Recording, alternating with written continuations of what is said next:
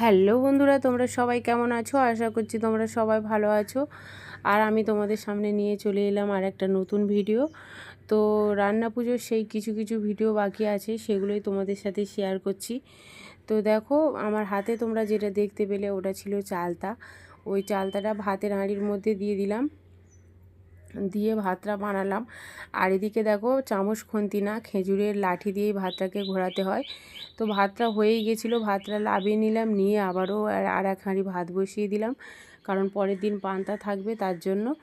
আর এই ভাতটা আমার মাই জাল দিচ্ছিল। আর ঘরে দেখো ইলিশ মাছ ভাজা হচ্ছিল, আর দাদাভাই এনেছিল আবারও রুই মাছ। তো সেই রুই মাছগুলো আমি পিস করছিলাম। তো ঘরেও রান্না করতে হবে রাত্রে বাচ্চাদের খাওয়ার জন্য। তো তার জন্য মাছ আমি তাড়াতাড়ি করছিলাম আর কি, যাতে বাচ্চাদের রাত হয়ে যাচ্ছিলো, বাচ্চাদেরকে খেতে দিতে হবে তার জন্য।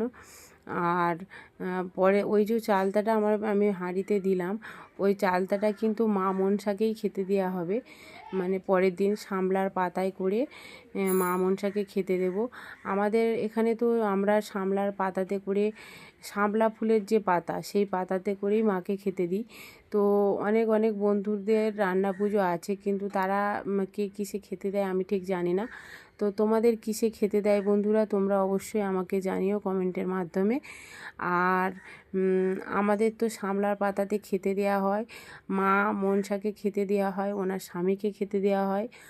আর বাদবাকি আমার শ্বশুরের বাড়ির যেসব পূর্বপুরুষরা আছে তাদেরকে খেতে দেওয়া হয়। তো সে ভিডিও অবশ্যই আমি তোমাদের সামনে আনবো, শামলার পাতাতে করে মাকে খেতে দিয়েছি সেই ভিডিও। আর এই ক্যামেরাগুলো কিন্তু আমি ধরতে পারিনি, আমার ছোট মেয়ে ধরেছে। তো ও যেমনভাবে পেরেছে বন্ধুরা, তেমনভাবেই ভিডিওগুলো করেছে, বাচ্চা মানুষ। তো ওকে আমি শিখিয়ে শিখিয়ে দিয়েছিলাম সেইভাবে। তো তারপরে দেখো বন্ধুরা, আমার মাছ ভাজা প্রায় কমপ্লিট হয়ে গেছে। আর এক পিঠ হয়ে গেছে, আর এক পিঠ উল্টে দিয়েছি। আর আমার এই পুরো রান্না পুজো রান্না করতে পুরো রান্না শেষ করে উঠতে ভোর 4টে বেজে গেছিলো। আর ভোর 4টের সময় আমি ঘুমোতে গিয়েছিলাম বন্ধুরা।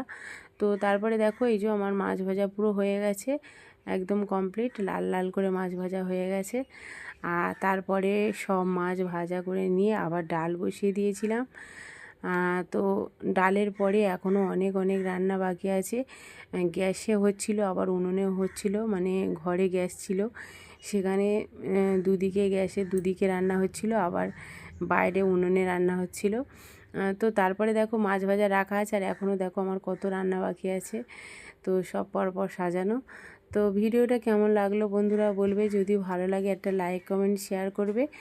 তো সবাইকে অনেক অনেক ভালোবাসা রইল, সবাই ভালো থেকো, সুস্থ থেকো।